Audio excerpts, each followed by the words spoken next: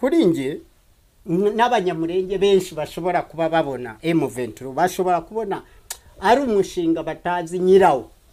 Nimba batazi nyirawo rero n'inyungu zabo ntibazimo, aba bakuriye bakagaragaza ibibazo byabo. Isi yabaye umudugudu kuri social media, tukaba twabibona ni murenge bagahagarara dori murenge wacu kitagera, cyangwa aho bagiye kurwanira network babanza kuzikopa. Taribo bajya muri yayo masezerano n'abakuru b'ibihugu bandi nibendera ryabo bakaba aribo bivuganira aho kugira ngo bajye kugura uwahandi abantu bamufa. Turagushimiye gukora subscribe. Tugarutse kuri iyi nkuru ibabaje iteye agahinda. Segikuba Fred Barafinda abyukanye ku mbuga nkoranyambaga. Barafinda agarutse kuri iri jambo avuga ngo M23 ntibaho ngo habaho Perezida Kagame. Aragaruka Segikuba Fred Barafinda we aremeza neza ko abanyamurenge barindagiye ari ibigo by'intabwenge bagira, kwiyi ntambara bakabaye bayirwana mu nyungu zabo no ku giti cyabo, kandi akemeza ko abanyamurenge banyanyagiye mu isi yose, ndetse nta mugabane n'umwe nta gihugu na kimwe batabamo. Ngira ngo rero Barafinda wigeze wiyamamariza kuba perezida, ndetse Barafinda ugaragara hamwe nk'umukomedi, ndetse Barafinda ugaragara hamwe nk'umuntu uvuga ibintu nyine bitabaho, ufite ngo ishyaka bita Ruda ngo ry'imyaka 200 nawe uzamara imyaka 200, abyukanye iyi nkuru avuga ko nkuko ubibonye ngira ngo ku kavideo kari imbere nta byinshi ndi buvuge, ariko iki nicyo kiganiro tugarutsemo dusobanurira ukuri kw'ibiri muri Kongo. Barafinda ari guca ku ruhande, ari kwirengagiza kandi ukura kuze. Mu by'ukuri rero ntabwo iyi ntambara abanyamurenge ntibayitangije, nta nubwo abanyamurenge bo bifuza intambara. Mu busanzwe ubuzima bw'abanyamurenge ibintu byo kurwana ubona ko bitanababamo cyane mu maraso, ahubwo abanyamurenge bikundira amahoro. Iyo ari kwigwanaho aba yabuze uko agira. Niba leta idashoboye kubarindira umutekano, leta ubwayo ikabarasa, leta ubwayo ntibizere, kandi impamvu itabizera ibikangamo abatutsi, ikababonamwe abatutsi, ikashakisha buryo cy'abo batutsi nabo bapfa, abandi bakazimizwa, abandi bagatwikirwa, abandi bakamburwa. Aba batutsi kugeza ubwo nyine babashakira jenoside iteruye kumugaragara, ariko bisa nabyo. Nose umuntu agutwikiye inzu akakwicira inka, umuntu akakubuza aho utuye, akakubuza kuryama, akakubuza kwicara, ivoma karirasa ntubona aho uvoma, murira kawuca ntubona uburyo wacaginga telefone ntutera agapase, ugahinga imyaka ntatume uyisarura, akaguteza intambara ugahora mu ruzerero no mu buhungiro. Ese ubundi wagize ngo icyo gihe rero niho twigwana, niho ikomoka, niho iturutse. Niyo mpamvu usanga umuntu wese yareza gatuza ati reka bene wacu barashije. None wowe uraza uvuga uti M23 ntibaho habaho perezida, M23 ntibaho ni igikoresho cy'abakire, ni igikoresho cy'abakeneye amabuye y'agaciro, M23 ntizanabaho, ntinagaragara, ntiyigeze nabaho, hari ba nyirimari babyihisha inyuma, hari abantu babihagaze inyuma. Abo babihagaze inyuma rero, cyangwa uri kubona babiri inyuma, cyangwa babishyigikiye, cyangwa babibamo, ngiyewe mbona ntabo koko. Ababiri inyuma nabo nyine M23 niyo ibiri inyuma, niyo nyirabyo, ni nayo ibikora, ni nayo ibyicayemo, niyo ibituyemo, kandi cyayihagurukije ahanini ko ari ugushaka ubu bwigenge cyangwa se guharanira uburenganzira no kwishyura ukizana. Wazarenda irabica, ifudereri kabica, mayimayi kabica, nyaturi kabica, n'indi mitwe hano twe tutanazi. Kuko hari imitwe, umutwe ujya kuvugwa mu ruhando mpuzamahanga, umutwe bakawuvuga kuri BBC ku ijwi rya Amerika, uba ari umutwe warwanye, noneho ya mirwanire yawo ugasa n'umutwe ukomeye, ugaragara nk'ukomeye, noneho ukaba umusitari. Ariko hari imitwe y'amabandi ntivugwa. Bariya abantu batobora amazu ntabwo abo bavugwa nk'imitwe, n'ibisambo nyine. Bariya abantu batwika amazu y'abantu ntabwo byitwa umutwe, kandi barahari rwose, bagucunga ku manywa uragiye inka, bakaza inzu bakayishumika, abana bagiye ku ishuri, mbese muri mu mirimo, ukabona inzu yawe irahiye yose irashize, kandi nta cyaha uzira. Koko iyi Kongo ya Nord Kivu na Sud Kivu nta naho ihuriye na Kisasa, iri hino, kikaba igice cy'abakoloni. Abakoloni nako plutôt abakoloni bomitse kuri Kongo, ariko cyari igice cy'u Rwanda kibamo abavuga ururimi rw'ikinyarwanda. Kuva ubwo na bugingo n'ubu Kagame ataraza ku ngoma, Habyarimana ataraza ku ngoma, byabaye ikibazo, na n'ubu bikiri ikibazo. Ahubwo nuko yenda buno habonetse icyo nakwita ibisa n'ibyagarandishijwe biba binini cyane kugeza ubwo noneho bihuza n'u Rwanda ruri mu iterambere. Noneho rero abarutuka, abaruvuga, abarufitiye ishyari bahita babona aho baruhera, bahita babona aho baruturuka, bahita babona impamvu barwambara. Ariko mpamenya ko Barafinda we ari mu gice cy'abakomedi, cyangwa se ndetse bigeze banamusuzumamo ko yaba afite ikibazo, ndetse n'itangazamakuru icyo gihe bararihagarika kujyayo. Wasanga muganga aragarukanye ibyemezo byemeza ko wakize. Ibyo n'uburenganzira bwawe mu Rwanda, nyine demokarasi kwemerera kuvuga, kandi nibyo. Ariko nanone nawe uri guca ukuri ku ruhande ukubona. Niba uvuga ko Abanyamurenge batabaho, imikorere yabo ari mibi cyane, ukavuga ko Abanyamurenge bafite ikibazo cy'imiyoborere n'ubuyobozi muri bo, ahubwo bakabaye ngo bo babyikorera, we nicyo ari kumvikanisha, ari kuvuga ati Abanyamurenge nibabyikorere, nibihirimbanire, nibishakire uburenganzira bwabo, nibirwanirire, nibihigire, nibibesheho, ngo nibyo bizabazanira umutekano n'amahoro. Ariko ngira ngo ikibahesha umutekano n'ikibahesha amahoro kimwe twavuga nuko mu ijambo rimwe n'irindi biragoye cyane kandi biraruhije. Ariko icyoroshye ni iki rero? Nuko aho wabona imbaraga zose mu gihe cy'urugamba, burya urazitabaza. Uzarebe kera urugomo rukiriho, iyo warwanaga n'umuntu, ariko n'ubu harimo abantu bagira urugomo, ariko si byiza, urugomo si rwiza. Ariko iyo urugomo rwabagaho uri kurwana, intwari ikwegereye yose urayifashisha ku rwego rwo kurengera amagara yawe cyangwa se ubuzima bwawe.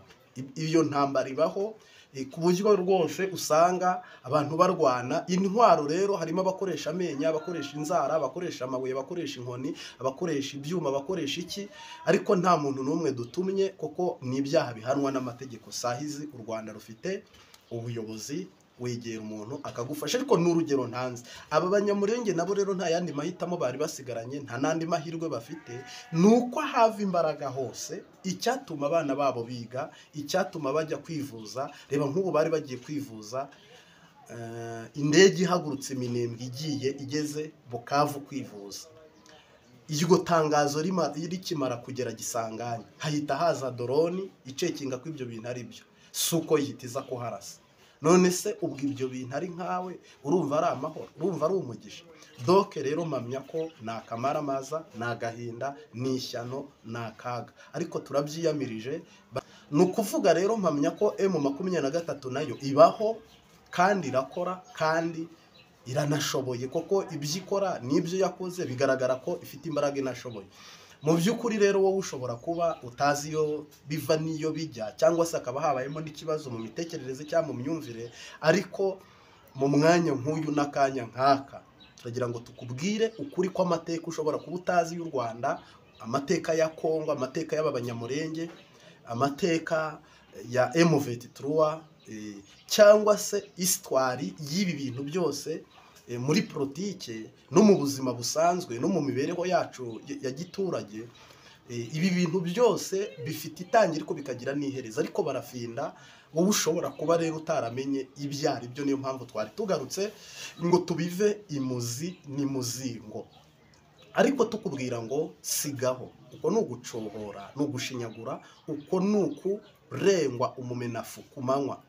Ngira ngo rero nubwo waba uvuga ukuri, ariko ukuri kwica abantu, kuri gutuma abantu bapfa, uko si ukuri. Ahubwo ukuri ni ukuharanira ubwigenge n'amahoro n'umutekano, ndetse birambye umuturage ku isonga, nk'uko aricyo kivugo cy'u Rwanda. Na hariya rero ntabwo banze amahoro, ahubwo bakunze amahoro. Ngira ngo rero tugushimiye gukora subscribe, ngaho tuguhaye ikaze umwanya nk'uyu n'ikiganiro nk'iki. Ndagushimiye gukora subscribe. Iyi ni Imbabazi TV 3. Nk'uko ubibonye kuri aka kavideo, ngira ngo kari hano, tubanje imbere tukwereka ibiri kujya mbere. Uyu munsi none Barafinda aremeza ko M23 itabaho ari ikinyoma. Barafinda arimo aravuga ko M23 ntibaho, ngo habaho perezida, hakabaho abayirwanirira, abayivugira, abayihagarariye. Ariko sibo, M23 siyo nyiri ibintu, siyo nyiri umushinga, siyo nyiri akazi. Ariko mu kiganiro yagize kirekire kigeze mu minota 40 nicyo kiganiro tugiye kugarukaho tugaragaza ukuri. Barafinda Segikuba Fred nk'umukinnyi wa komedi ujye niyamamaza ngo azaba perezida, ntabwo nzi rero noneho iyi nkuru aho yayikuye cyangwa uko bimeze, ariko we yeruye ku mugaragaro avuga ko M23 itabaho, ariko twe tuzi ko ibaho ndetse yitegurira no kujya mu biganiro muri Angola na Felix Antoine Chilombo Tshisekedi uhagarariye Repubulika Iharanira Demokarasi ya Kongo intwaro rusange. Ese ibi bintu koko nibyo? Ngira ngo ni ikinyoma mu ruhande rwanjye, ndetse tunabwira Barafinda ngo gezaho gushinyagurira abanyamurenge. We yavuze ko abanyamurenge hari umuntu baburanira kandi ubwishi bwabo ngo bakabaye biburanira. Avuga ko abanyamurenge banyanyagiye isi yose, avuga ko abanyamurenge M23 ihagaze nk'ibaburanira nayo ubwayo itazi ibiri kurwanira, itanabaho, ngo ahubwo hari abandi bantu babifitemo inyungu. Ngira ngo rero ku muntu waba afite umutima, afite ubwenge, yitegereje n'amaso, iki ni ikinyoma, ni ikinyoma nge ntashobora kwemera. Mu burenganzira bwanjye M23 ibaho, banyamurenge barahari, abazira ubwoko bwabo muri Kongo barahari, babaye badahari ntabwo ibi byaba bimeze uko nguko turi kubibona. Koko aka ni akaga, aka ni agahinda, iyi ni inkuru mbi, aka ni akamaramaza. Ibi biteye ubwoba, ibi biteye isoni. Kuba umuntu mukuru ufite abana, ufite umuryango, yicara kuri kamera agahamya ko M23 itabaho, ahubwo ari umutwe uharanira inyungu utazi, nayo ubwayirwana ibyo ngo itazi. Ntabwo bishoboka rero ko umuntu yatangiza intambara agafata intara imwe, agafata indi ntara, agafata uturere, hama akaba ari mu ntambara atazi, atari kureba, atari kubona. Niba akarengano kahariya kafite kuva mu gihe cy'abakoroni, Barafinda uri kubyirengagiza. Kuva mu gihe cy'abakoroni abantu bicwa, abantu bababazwa, abantu barengana. Uyu munsi none ukaba uvuga ko M23 itabaho. Habaho honde, hari honde. Niba yo itabaho, ubwo ninde wundi waba abaho? Ukaba uhamya ko M23 ari igipopi, ari igikoresho, kikaba n'igikangisho abanyepolitike baprofita ngo birire amafaranga. Koko we niko avuga. Ukaba uvuga ko cyakora reka nawe uretse ko yenda utazaba perezida, ariko ntiwenda ahubwo ntuzaba we, ariko nawe waba uri umukinnyi wa komedi ku rwego rwo hejuru.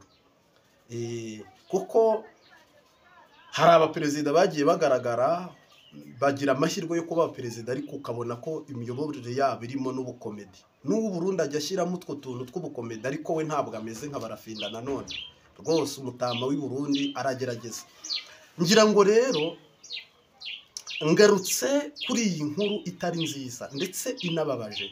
Barafinda si ubu twakugereranya nande, tukwite nde, tukwite iki? Ibyo uri kuvuga, ibyo uri gukora ntabwo ari ibyo, ntabwo ari ibyo. Niba ureba ibyabereye ku kibuga cy'indege cya Minembwe umusibe ejo hashize, ukareba ibyabereye mu duce tumwe na tumwe twaba abanyamurenge batwikiwe, uyu munsi none ukavuga ngo abanyamurenge bameze nk'abantu ngo badafite ubwenge, abanyamurenge bameze nk'abantu bapfuye bahagaze, bameze nk'abantu ngo bameze nk'inyana bakamira amata bakasamura bakayisuka, ngo bakwiragiye isi yose, ngo kandi bagiye bagenda nk'impunzi. Wowe ukavuga ayo magambo ugaragaza ko abanyamurenge bakabaye ngo babyikemurira, bakabaye babyiburanira. Hama rero ngo undi muntu abarusha ubwenge araza bashingira M23 ngo ibaburanire, ibahe ubwigenge n'uburenganzira bwabo. Ukabona ko bitashoboka. Oya, birashoboka. Koko niwitegereza Ukraine iri kuburanirwa na Amerika, Amerika iburanira Israel, hagati ya Hamas, hagati y'Abarabu.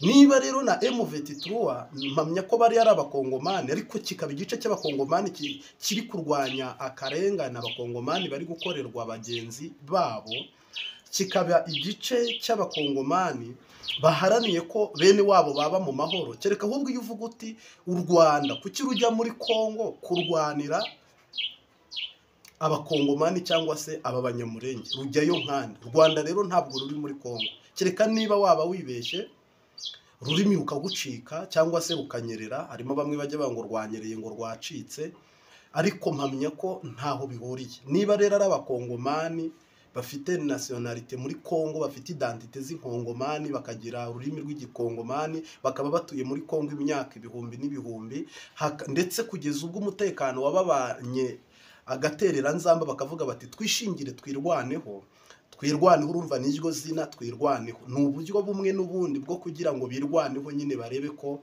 bwacya kabiri. None se umuntu Barafinda ntabwo ari byo, sinabyiza, ahubwo ukwiye kwicara hamwe ukigishwa ukaganirizwa amateka y'abakongomani cyangwa se